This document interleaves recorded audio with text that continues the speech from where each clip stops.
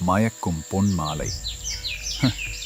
ஆனால் சிலருக்கு இது மந்தமான மதுவின் மயக்கத்தில் மூழ்கும் இரவு. இதில் ராகவன் என்ற நம் கதாநாயகனும் ஒருவன். பகல் வேளையில் ஒரு கடின உழைப்பாளி.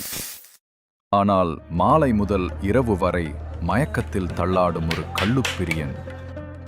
அவன் அதை ஒரு வலி நிவாரணி என்று சொல்லிக் கொண்டான்.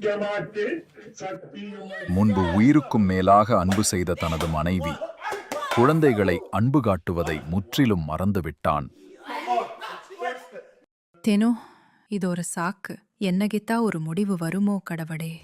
ஒரு அன்பான மனைவியின் பிரார்த்தனை தூய்மையானதாக இருக்கும்போது பரலோகம் கூட பதிலளிக்க காத்து கொண்டிருக்கிறது. தன்னுடைய தோழியின் ஆலோசனைப்படி மறுவாழ்வு சிகிச்சை மையத்தில் ஒரு மனநல மருத்துவரை சந்தித்து தன் கணவரின் குடிபோதையிலிருந்து விடுதலை பெற முழு நம்பிக்கையோடு பார்வதி புறப்பட்டாள். நீங்க அழறீங்களாமா? அம்மா, உங்க மனசு ரொம்ப பாரமா இருக்கு போல தெரியுது. இதுதாம்மா ஜீசஸ் கால்ஸ் ஜெப கோபுரம். இங்க மனசுக்கு சாந்தி, பிரச்சனைக்கு பதிலும் கிடைக்கும். நம்மோட எல்லா பிரச்சனைகளுக்கு அங்க நிச்சயமா தீர்வு கிடைக்குமா? அங்கே போய் ஜெபிச்சுட்டு போறீங்களாமா? நான் அங்க போலாமா? நிச்சயமா, யார் வேணாலும் போகலாமா. அங்க பாருங்க, உங்கள் துக்கம் சந்தோஷமாய் மாறும். சரி, அங்க போலாம். அங்கு அவளுக்காக இதயத்தை தொடும் ஜெபம் செய்யப்பட்டது. சில ஆலோசனையும் வழங்கப்பட்டது. வீடு திரும்பிய பார்வதி சில மாற்றங்களை செய்தாள். காலைதோறும் ஜீசஸ் கால்ஸின் இன்றைய ஆசீர்வாத செய்தியை கேட்க ஆரம்பித்தாள். சில நாட்களுக்குப் பிறகு ஒரு இரவு ராகவன் குடிபோதையில் தூங்கிக் கொண்டிருந்த போது ஒரு வல்லமை ஒளி அவன் மேல் இறங்கிற்று.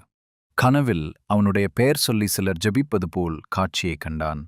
பின் திடுக்கிட்டு எழுந்த அவன் மனதில் ஏதோ ஒரு அமைதியை உணர்ந்தான். மறுநாள் வழக்கம் போல் தன் வேலையை முடித்த பின் அவனுடைய கால்கள் அவனையே அறியாமல் நேரே வீடு வந்து சேர்ந்தது. அதன் பின் வீடு சேர்ந்த ராகவன் தன் குழந்தைகள் அமைதியாக உறங்குவதை கண்டான். மீ சாப்பிட்டியா? பசங்க தூங்கிட்டாங்களா?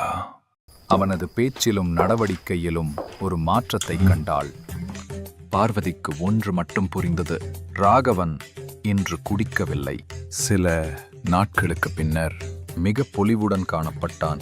குடியால் வாழ்வை இழந்த ஒவ்வொரு மனிதனுக்கு பின்னால் ஒரு மௌன பிரார்த்தனை நிற்கிறது, பதிலும் காத்திருக்கிறது.